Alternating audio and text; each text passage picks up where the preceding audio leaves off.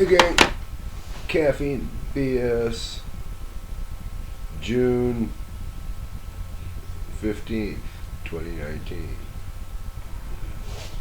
For those of you who are new to looking at me, hi, I'm Poppy. This is Caffeine and BS. There's Poppy After Midnight and other things. Then there's Back in the Shop, miscellaneous projects, Shearline upgrade projects, miscellaneous rants. Anyway, for any of you who care to know what is new and going on, I'm going to tell you. I'm entered in Emma's Spare Room Machine Shop 2019 toolmaking contest. I have 2 entries in. So, there's like 15 people entered, so, what the heck. Anyway, I'm having fun. On the 7th at noon here, I tried a live stream, and it was total non-happening. I couldn't see me here. Some dialogue popped up over the button I had to push.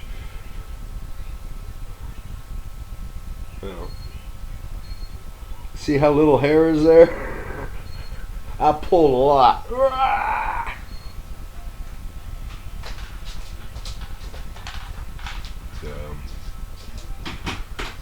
I'm working in the house tonight, doing a lot of post-processing and small stuff I gotta shoot. And tomorrow or Monday I'll get out back in the shop and back to some serious work. I have to mentally prepare to video cutting the 45-degree angles on my adjustable handwheel collars prior to cutting the graduations around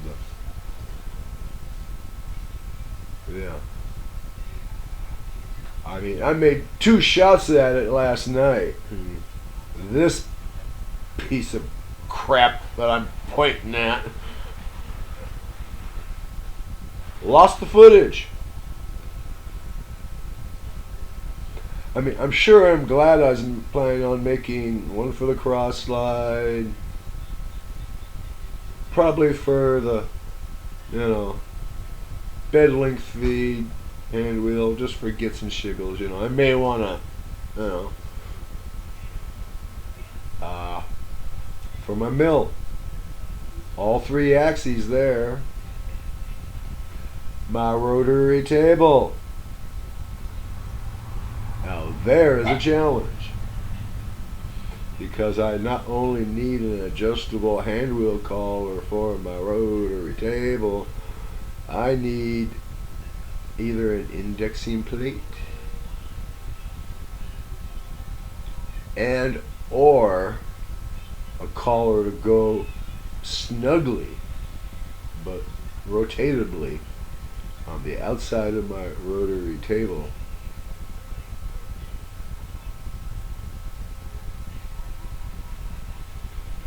Boy, that circle really went off the milling machine there, didn't it?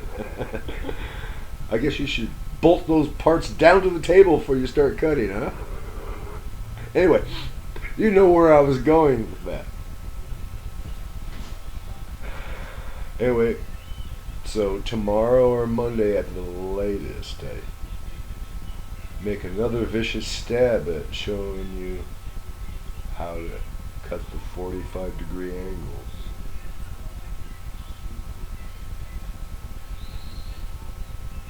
If that goes well, I'll see if I can show you cutting the adjustable collar for the 100 graduation oversized hand wheels going on my cross slide. Think about it. If you got an inch shearline lathe, you've got a 50 graduation hand wheel, and you turn it 1, 2 goes off your diameter. You put the metric oversized hand wheel on there, you got a bigger knob. You've got 100 graduations. So that one line is 1. And when you're working in a shear line size environment, the difference between 1 off the diameter and 1 off the radius is freaking important. I mean, Adam Booth, I saw him cut a 13-inch diameter, I think it was 4140 shaft. It was like 20 foot long, and he held 1/1000th of an inch from end to end. Proportionally on my shear line, that's got to be 100,000th of an inch from end to end. Yeah. So, don't no one pick on small machines and small parts.